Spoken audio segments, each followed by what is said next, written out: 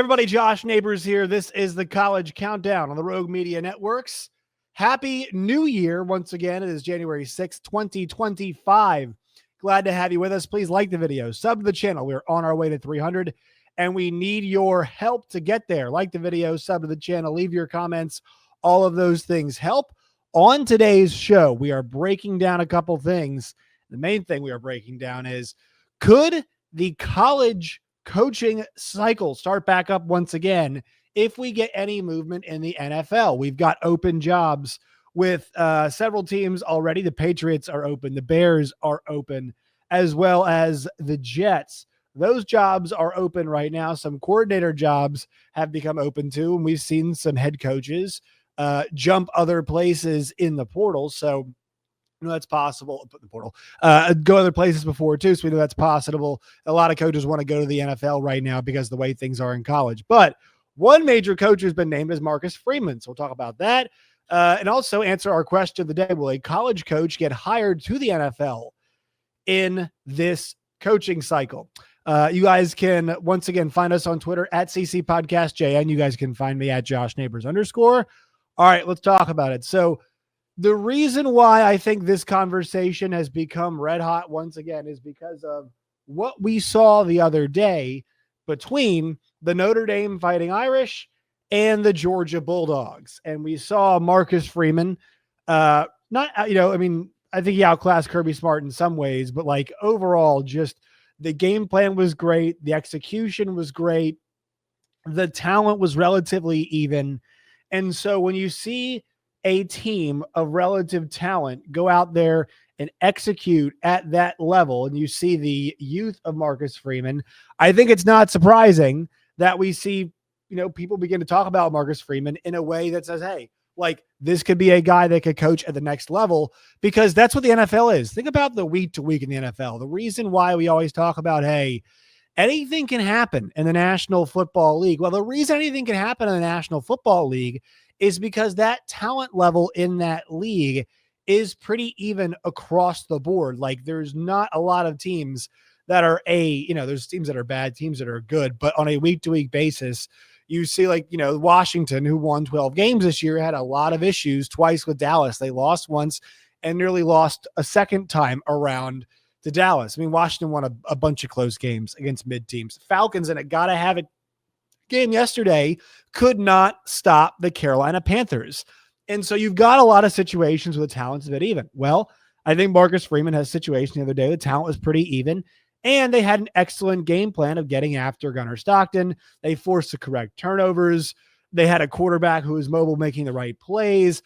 On fourth down, they made the right moves besides the one where Riley Leonard gets stopped. It just felt like in all three phases, it was a really well-coached game in a big spotlight, and the guys are ready to go despite some weird circumstances. And it just is a situation that would give a young guy like Marcus Freeman a lot of juice. And I think this is not just a Marcus Freeman question. I think this is in every coach we've talked about. But if you were to pick which coaches in college football would be most likely to make the jump, I would give you three right here. Number one, I would give you Lincoln Riley. I think Marcus Freeman likes where he is. I think he is the catalyst for this conversation, but I think the conversation begins with a guy like Lincoln Riley. Why would it?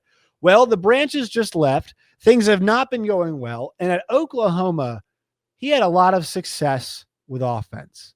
Things went really well offensively for that team, but they kept hitting their ceiling. I know they had the Georgia game and the Rose Bowl. It was a lot of fun. We all enjoyed watching it. But at the end of the day, they hit their ceiling. They could not get the job done when they were trying to punch against, I would say above their weight class when they played all of the teams, Alabama, the Georgias of the world. I saw them in person against LSU in the Peach Bowl.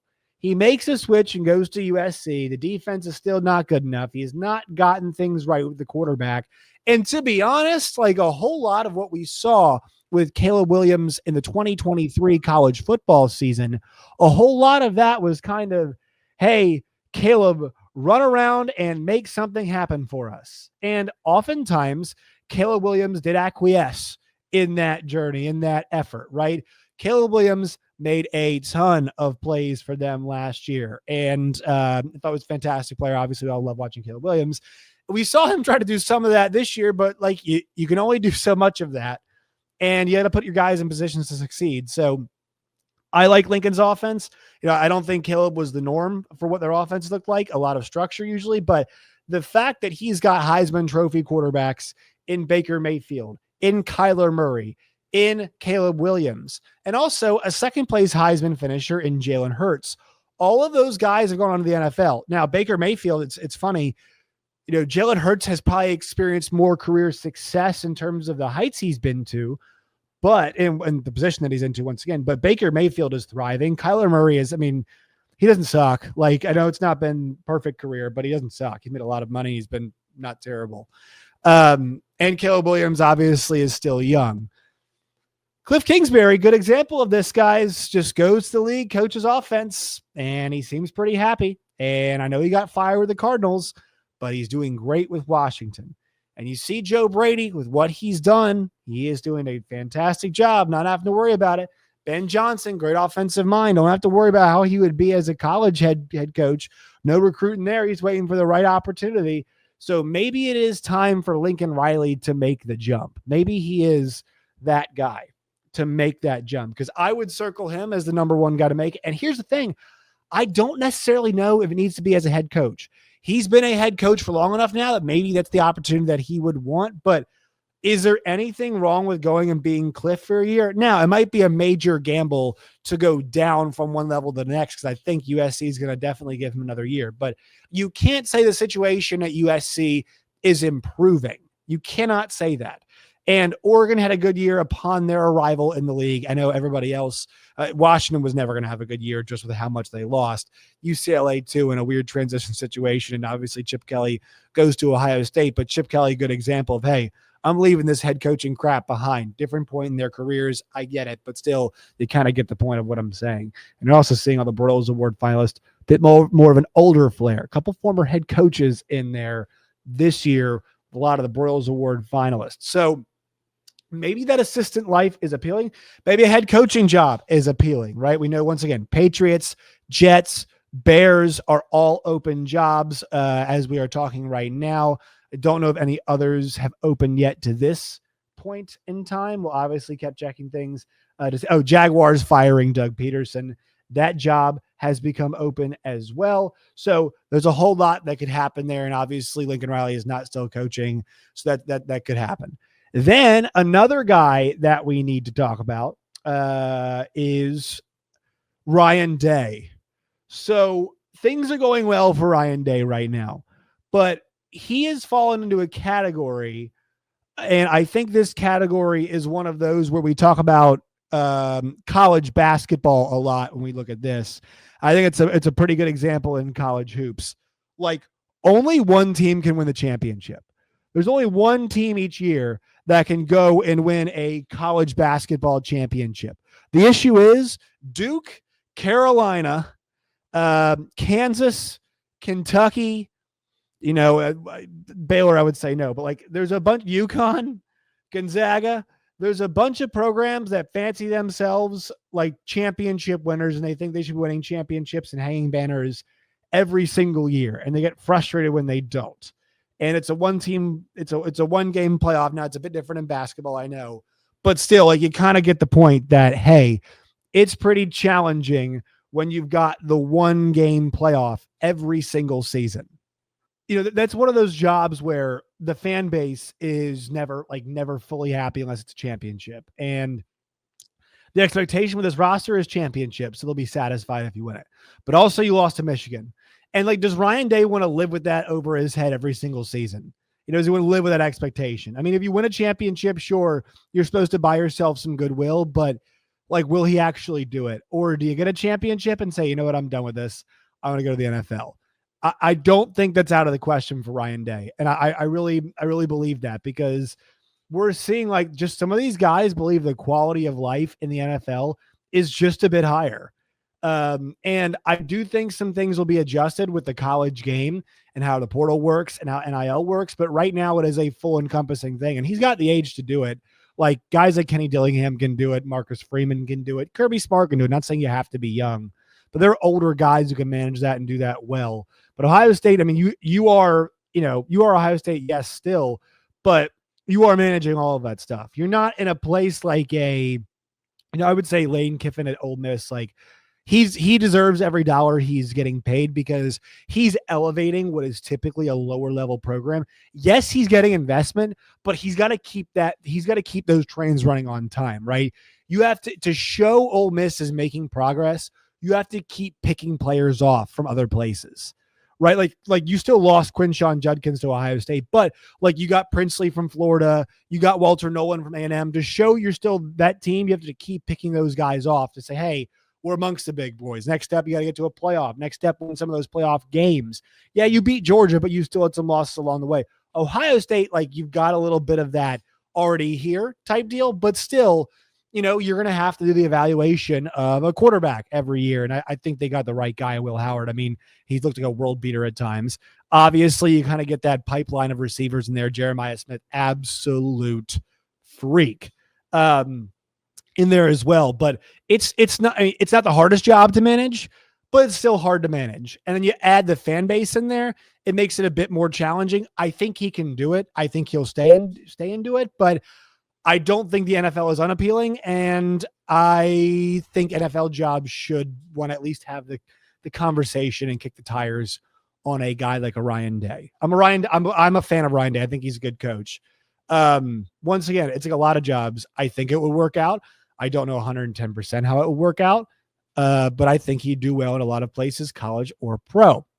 Last guy is Marcus Freeman, because I don't know what the situation is academically at Notre Dame. I don't know if they're able to get more guys qualified. I don't know still like if they lowered the standards. Are they still the same? Has he done a great job? How repeatable is this? Because right now they're living off the transfer quarterbacks, and that's good. But like, do they have one of the 4 best quarterbacks left? Because he was making plays the other day. But like, is this a guy who can go out there and win you a game? And against Penn State, I think he might have to go win you a game because I don't think they've got the better quarterback in the game. They might have the better defense, especially if Abdul Carter is out.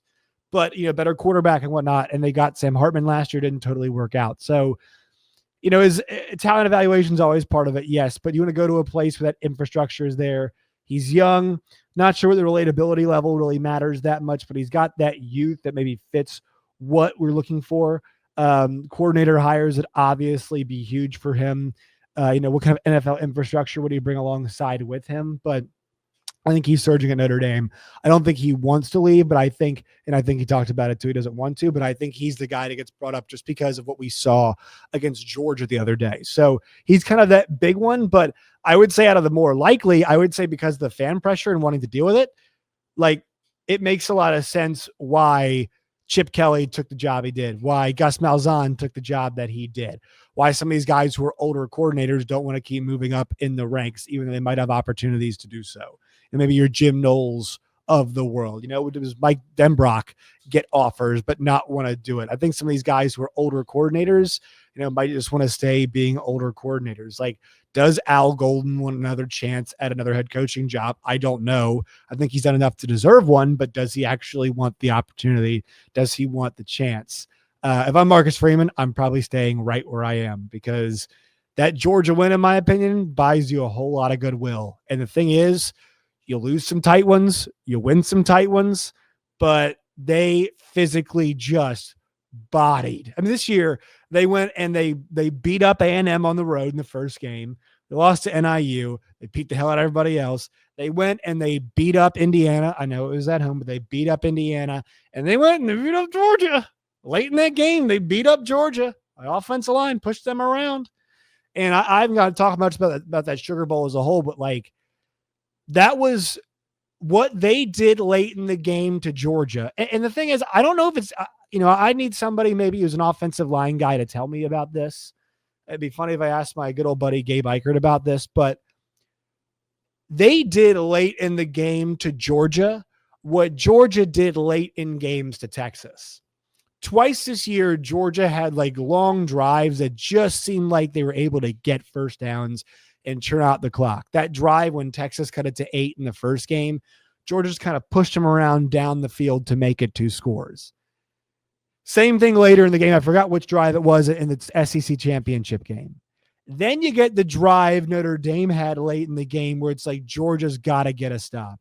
Georgia's got to get a stop. And I know it was aided by that punt situation with the flipping on and off, but it just felt like Riley Leonard, making plays, obviously, but still between the tackles to set up shorter yard situations. It just felt like Notre Dame was getting a bit of a better push or enough push as they needed. And maybe it's because, that defense isn't quite as stout as normal, but they just were a little bit better up front.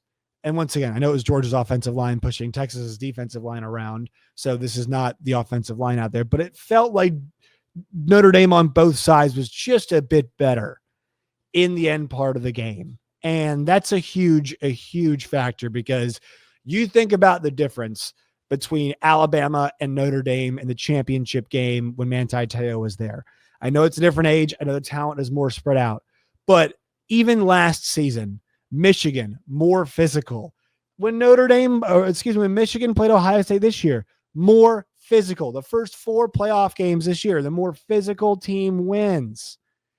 And if you can express that physicality in the way that Notre Dame has, man, you're going to be really hard to beat. And if you got a quarterback who can just keep those sticks moving, was Riley Leonard great? No, but he keeps those sticks moving. It makes you a really hard team to beat. It really, really does. They forced, when I saw that Georgia drive that was 12 for 65 ends in a fumble in the first half. I thought to myself, oh Lord, that's going to come back to bite you in the butt, because that's a drive where you need to score some points, and they did not score any points, especially the backup quarterback. The drops hurt them. The special teams, they gave up, they did everything to basically give Notre Dame the game, and Notre Dame took it and made all the plays in between to get the job done and to win that game. And I think Marcus Freeman deserves a ton of credit for having the guys ready, especially in a weird spot. Hell of a job by him, man. Hell of a job late in the game, and Mike Bobo was not dialing it up, in my opinion. I think Al Golden kind of whipped his ass in some of those situations. But yeah, Notre Dame, I think that defense, fantastic. I think their defense give Ohio State's offensive line some problems. We'll break down these games more tomorrow, but I think definitely it's a situation where I'm looking at, Notre Dame, and I'm really impressed by what they did. And another thing I want to mention too is the Clemson defensive coordinator job is now open. Is that a job that could drive a sitting head coach to go and take that? I don't know. I know some people might be saying, hey, would Brent Venables want to go back and take that job? No, I think Brent's all in on Oklahoma, but you kind of see what I'm saying as we're seeing these older coaches shy away from wanting to coach. Is that a possibility?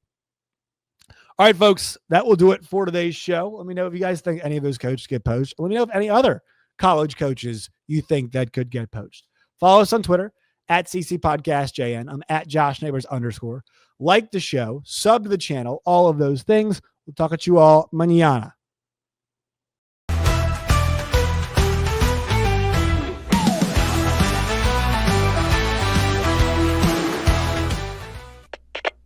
We are Rogue Media Sports.